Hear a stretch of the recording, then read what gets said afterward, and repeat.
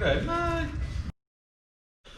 What's up, guys, and welcome back to another video. So big things are happening, and big things have been actually happening. A few weeks back we went down to Taupo for Drift Antics, and I was lucky enough that our man Ra from 72 Motorsport let us take Crawler down there.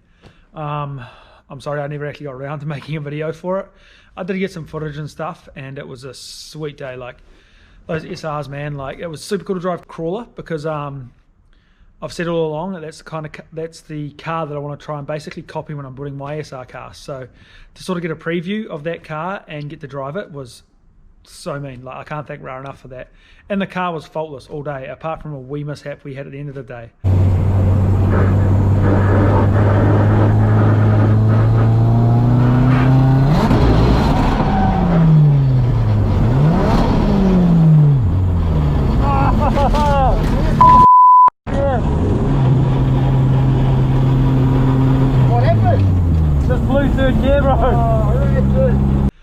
But yeah, from here it's time to put the SR stuff on hold because D1 is kicking off again in just under 3 weeks now. So that's up at ASB Showgrounds and it's indoors, like so mean. Like I cannot wait for that. It's going to be so sick. But that means it is time to take the covers off that car and start getting her ready again. So there is a few things I have to do. I mentioned in a previous video we had a noisy water pump. Now I've got another water pump in. I've just got to swap these housings. Actually, I've already started to do it. I think that's the old one there with the new housing. So I just have to put this housing on my on the new pump because it's got the dash 20 fittings already welded to it. So that's not the major. That's the easy part. From there, actually, we are off to the dyno this weekend. We're going to see our man Lynn at CDM, and because of the current fuel crisis everybody's having, we have been scratching our heads a bit as to what we're going to do. And so what we're going to do is head over there and get the car set up properly for flex fuel. So that way I can run it on either pump 98 or on E85. Now we're doing it all properly, so I've had to get in a barrel of E100 as well, and that's sort of to help cover the next rounds of D1 and also so I can get this flex fuel stuff set up properly. So what's involved in that is once I've got it running, I will eventually throw it on the hoist, do an oil change, and then I've got to drain all the fuel out of it, the current E85.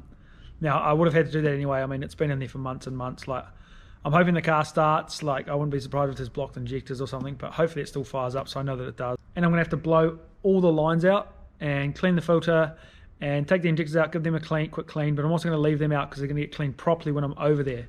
Because yeah, CDM has the proper stuff there to give them a proper clean. So, and then Lynn will have to plug into the car that's still on the trailer and just see if we can get the thing to fire up, or not see, he'll be able to get it to fire up on 98, and then at least that way it's firing up, we can take it from the trailer to the dyno, and then yeah, it's from there a case of doing a full 98 tune. Now it may be a bit of a prick, like we'll get it done, but it may be a bit of a prick because the car, the motor in it is actually, well, it's not turbo and stuff. It is extremely high compression, so it's like 12 point something to 1.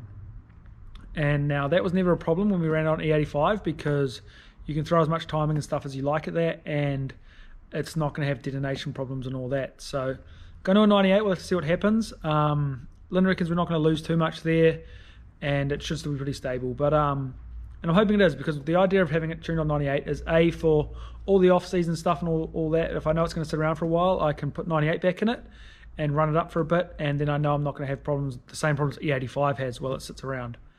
And then also, if it's safe enough, I'll probably run it on 98 at a lot of the practice and fun days and stuff like that, just because it's easier to get my hands on and cheaper and stuff like that. So yeah, that'll be the perks of hopefully setting it up on 98. From there, once we've got the 98 tune sorted, we will start adding E100 to the mix to get it up to a proper E85. Now, I've never actually had the car tuned on E85. It's always been like E79 or E80 from the pump. So using the E100, we can get that to a proper E85. And then once that's at E85, we can do another full tune on the car. And then once that's done, I think Lynn just has to set up a few tables, and from there, using the ethanol content sensor and everything, the ECU can just look after everything and just know what fuel and adjust the tune and everything to suit. So if we're not 100% with our mixers, it won't matter as long as we're close to E85. And then also if I decide to, like say off season or anything, I can drain the tank fully out, put 98 in it, and the car's still going to run on it. So yeah, it'll be hugely beneficial for the future and just make it way easier. No more crisis, hopefully. But also, I don't really want to have to run it on E100 too often because the stuff is expensive. So less I have to do that, the better. But we'll see what happens. Super excited for D1. Like I say, a few things to sort out. And after that, after we sorted this stuff, we're pretty much ready. I got a tie rod to change, and also because it's an indoor round, and I think they're going to turn the lights down quite a bit. We've been told to do some cool stuff with our lights and some cool light features and stuff. So I've been talking to my man Lance from Autowire, and he's going to suss out some cool stuff for us. So yeah, I can't wait to do that either. And I just can't wait for D1. It's going to be sick. So I'll show you what we get up to and the prep we're going to do. So yeah, check it out. So the water pumps, as I was saying, got to swap the housings. Super simple job. There's 3 bolts on the back of the housing that hold the water pump in. Now that can rotate anyway and go in there. It won't matter, just suit your application, easy as. Now it's obviously a Davies Craig water pump, and it comes with this full kit for even if you're just running normal radiator hoses and stuff, you can do it. But like I say, I run all the Dash 20 braid stuff, so we need to reuse this housing. And yeah, I think even you can buy fittings that go inside the pump. If you didn't want to weld any Dash 20 or Dash 16 stuff on there, you can just put some maybe male to male fittings in there, and yeah, where you go with the braid. But I'm going to bolt this on.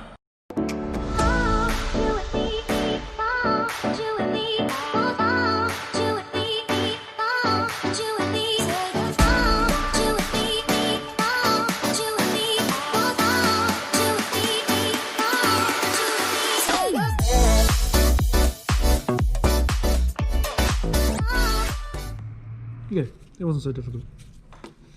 Right, so I've just taken the cover off the car, and now this place is so poorly lit. Like, there's a couple accessory lights and one main one, but we'll be looking into some better lighting in the near future, because these winter nights it is shocking. But now the fun part, actually.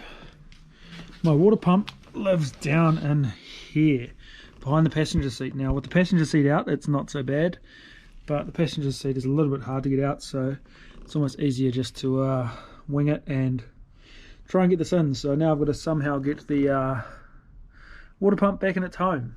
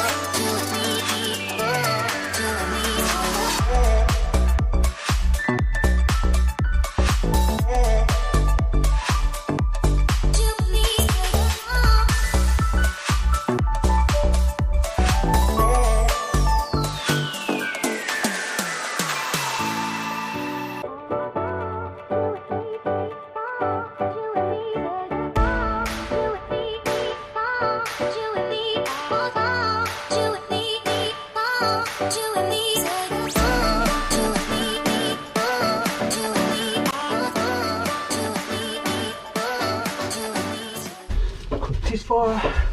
Oh, that one. Sweet. Alrighty, water pump's in and I've test fired it, it runs. So now I've just got to add water, and it's a bit of a fiddly process, but at the same time it's not too bad. So we'll rip into that. We have taken off our cap here in the engine bay, the one that lives there on top of the water pump that helps bleed off the engine. Just usually has a cap on it, but we start filling at the radiator. So straight in the top there like you normally would. Now I'm going to run this Penrite race coolant in there. Thanks to the guys at Penrite for supplying that along with all this stuff. But yeah, I'm gonna run that again. I am tempted to go back to just straight water, mostly because if you ever spill anything at the track, it just eliminates the downtime or cleanup for anybody that has to do it. And also just, I seem to have been a lot of stuff in between at the moment. I seem to be draining the radiator, and it's almost a waste draining coolant out all the time because it sits around and I end up throwing it out most of the time. So I am starting to think it might be easier to go back to just straight water. But because that's what I was running at Bay Park, I never had an overheating issue at Bay Park. You know, I've said before, I don't run squirters or anything yet on this thing, so it was a recipe that worked at Bay Park. I don't want to change it going to the next round, so I'll run that again this time, and yeah, I'll get into that. Alright, so one of these 1 litres makes 10 litres of coolant. Now, this system takes anywhere between 15 and 20 litres of coolant, so I'll probably use 2 of these 1 litres and then start filling up with water.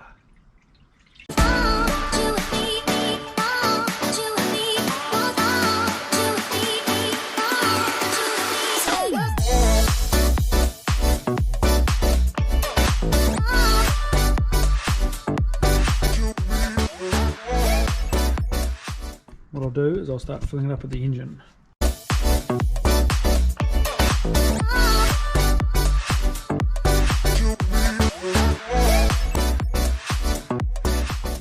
think I might have a air lock. Usually when it's bleeding out, I can turn the water pump on and it shoots water out of there, and that's how we know we're getting close. But I'm turning the water pump on and nothing's happening, so I'm gonna have to start looking into it. Alrighty, I just had to crack the 2 lines either side of the water pump.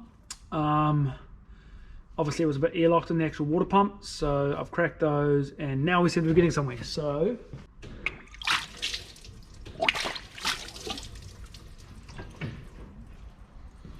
okay, so that's what we want to see.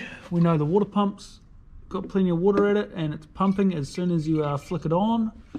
So now I'll just top off the engine right there. Chuck our cap back on.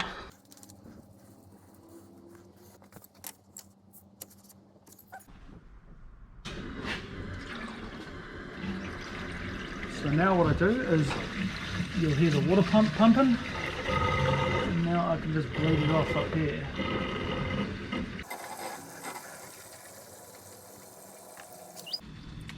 Sweet, and so you'll hear everything, the water flow and the water pump start to sound pretty consistent. That's how you know you're getting close, and then it'll just slowly sort of bubble away in here and drop for a little while, but we know we're not far off now to pretty much bleed out. So that's the cooling system sorted. Plus the water pump goes, it helps mix the concentrate with the water. Now obviously the perk of this system too is the fact that at no point do I actually have to run the motor to try and bleed the cooling system out.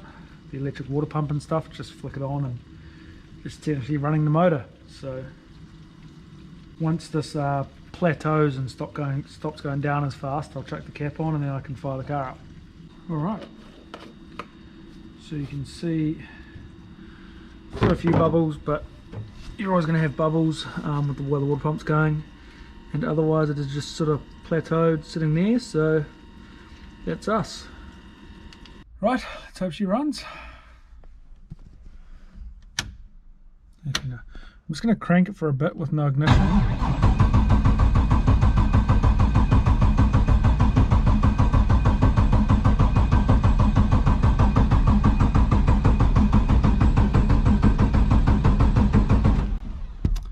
Hasn't been started in a while, so just to help with oil pressure and stuff like that. Now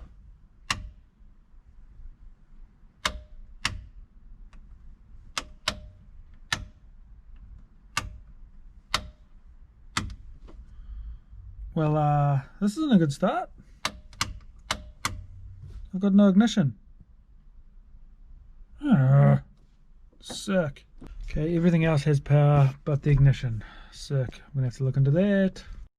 Don't worry guys, my kill switch on the front guard there was off, so Yeah, my bad. Try this again.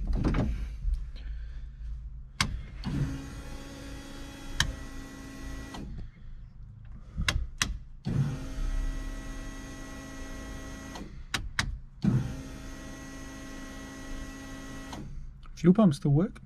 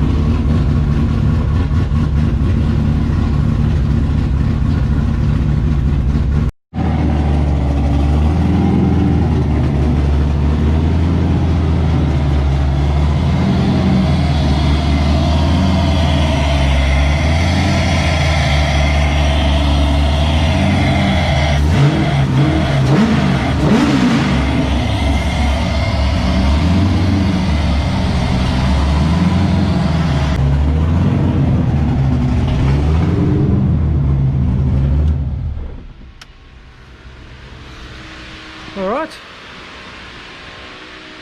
that all seems pretty tickety-boo, so happy with that. Doesn't even sound, it actually sounds like it's running on all 8 too, so that's a bonus.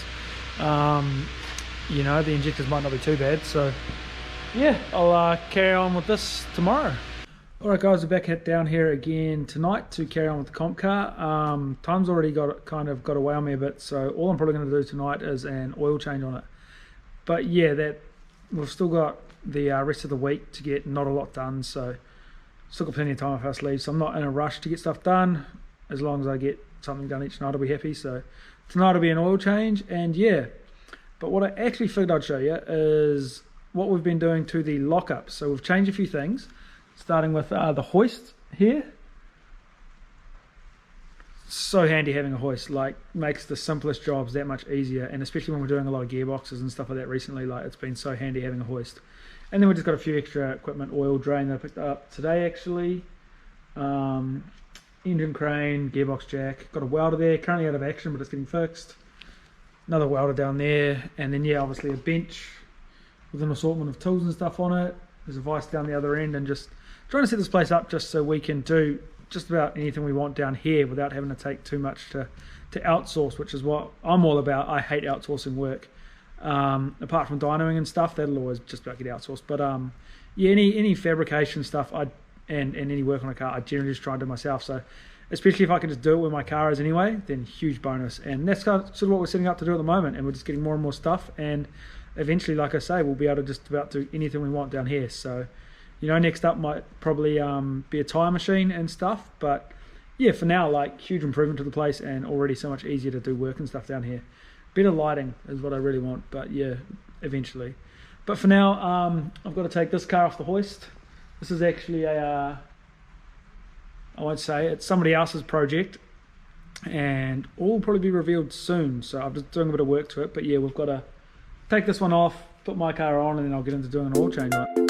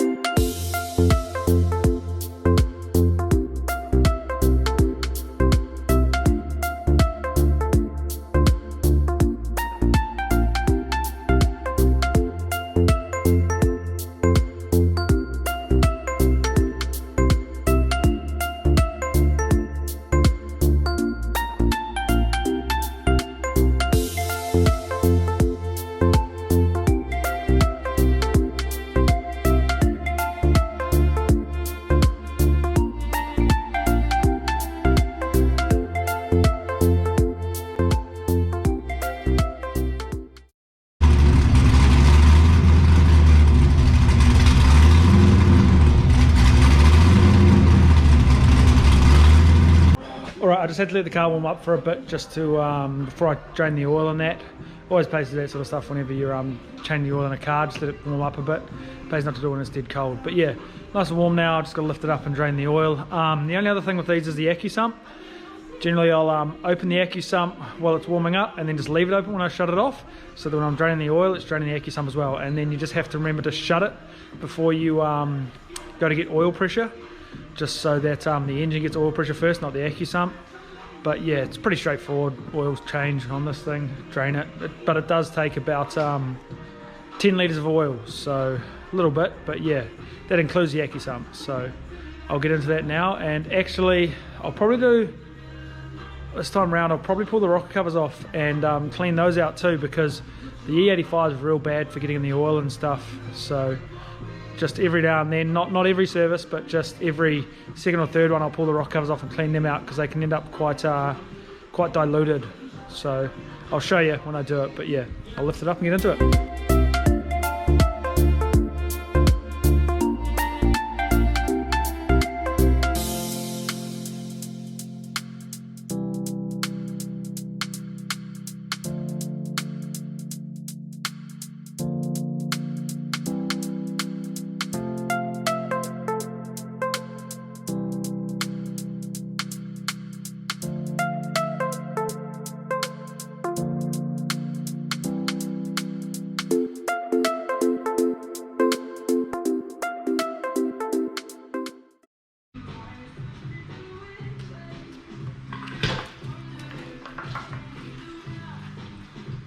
Whoops.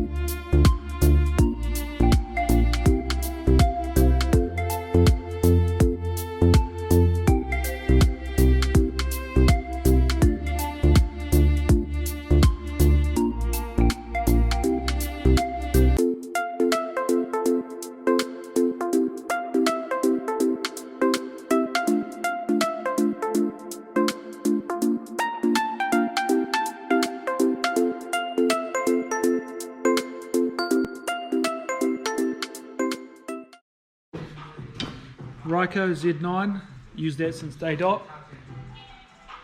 Always oil that seal, and make sure the old one came off with the old filter. You double that seal up, you know about it.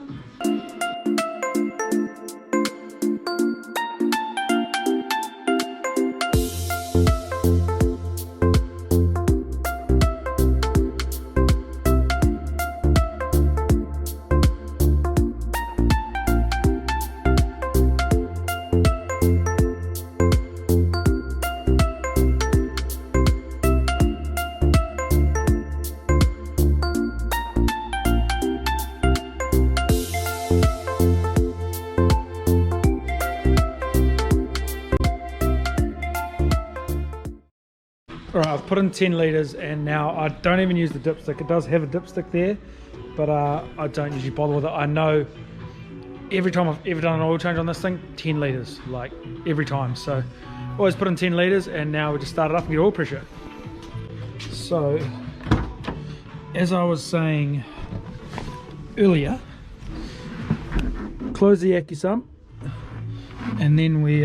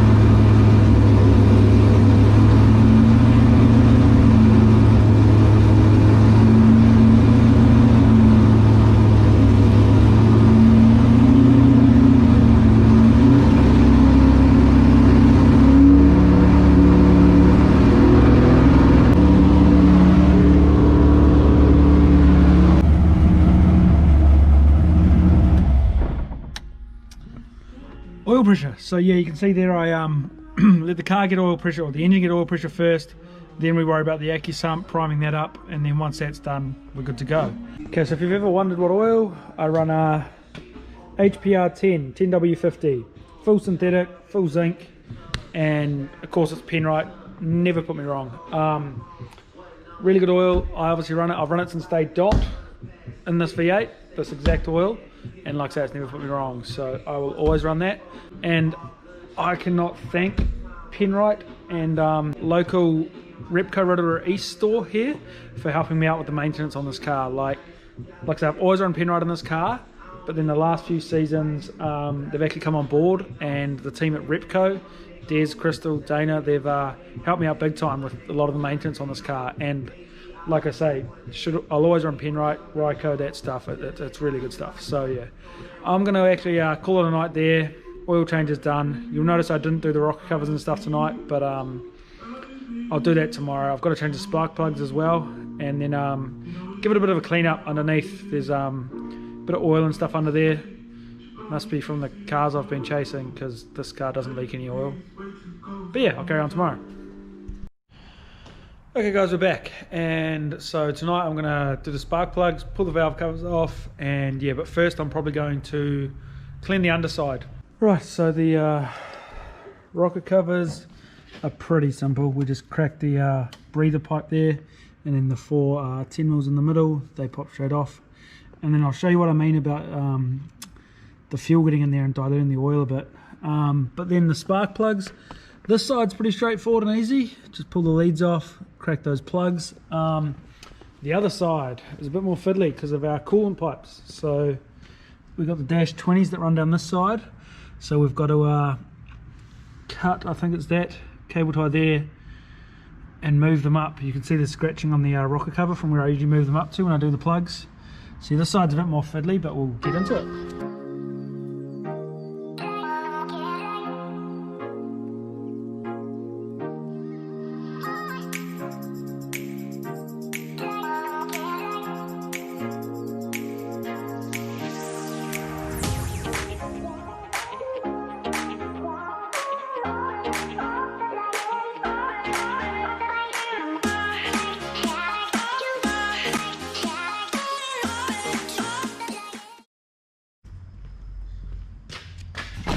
Right, so if we look in here, see how we start to get like a white milky oil, especially at the back here. It's quite bad. Now the other side's about the same. Just a bit of milky oil in there. Now believe it or not, that's not because I have a blown head gasket. It's actually just like I was saying, the fuel is real bad for attracting water, attracting moisture, and it just gets in the oil. And then same with the rocker covers, just ends up quite milky and nasty in there. So just every now and then I'll pull them off and give them a wipe out, give them a clean up, and then yeah. Okay, so onto the plugs. I'm going to do it with the valve covers off, just because it does give me a little bit more access. And you can see I've lifted up the water lines there so I can get under them and get to those ones.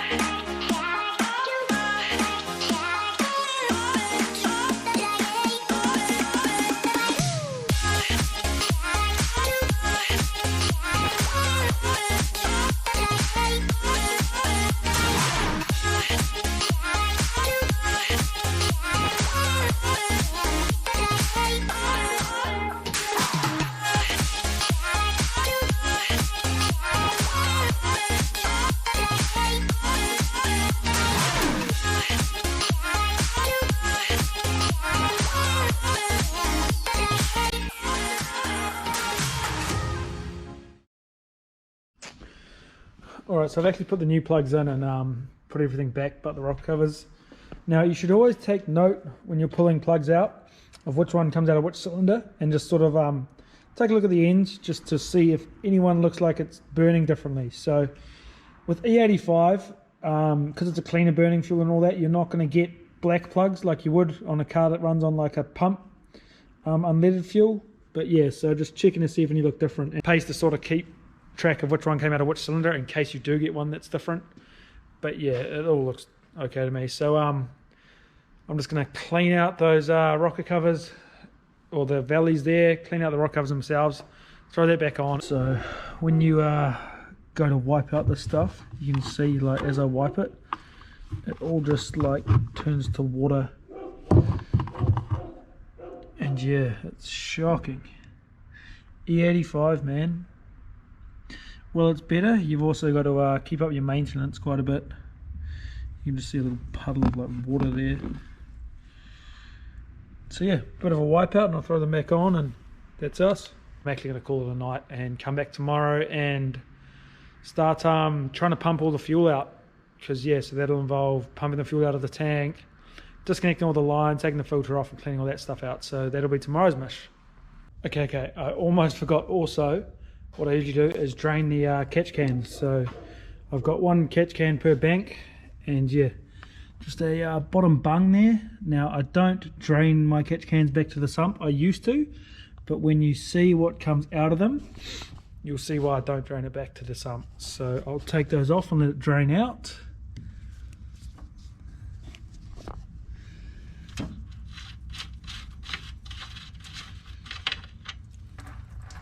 Look, it's just water. Oh, here comes the oil.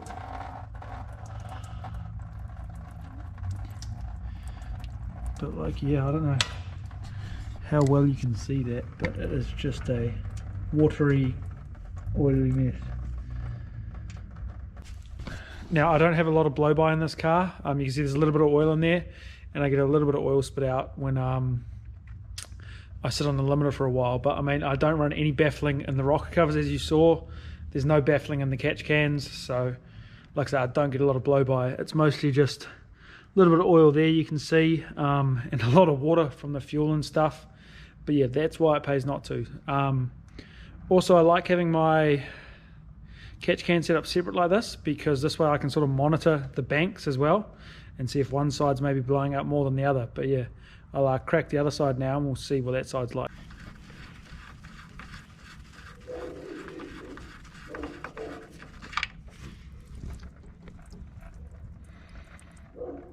All the water again.